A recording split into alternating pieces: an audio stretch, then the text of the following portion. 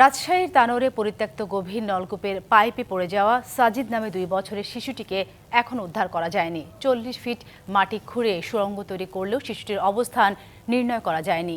এখন নলকূপের পাশ থেকে মাটি কেটে উদ্ধার অভিযান চলছে।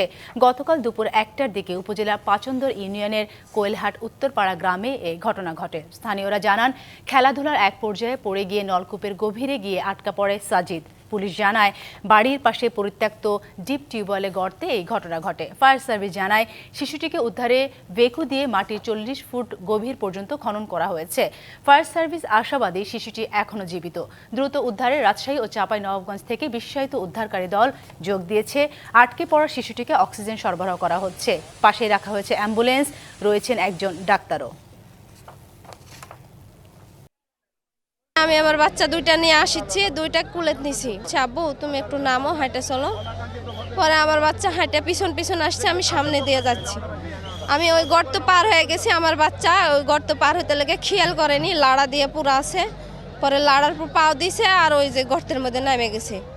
পরে মা করে ডাকছে, আমি পিছন ঘুরে দেখছি আমার বাচ্চার মা শুনতে পাচ্ছি, কিন্তু আমি দেখতে পাচ্ছি না। নতুন এবং ফিরে আসা গ্রাহকদের জন্য নগদে চলছে ক্যাশব্যাক সহ প্রতিদিন হাজারো উপহার জেতার সুযোগ। হবে আশা আর ফেরা, সারপ্রাইজ সেরা।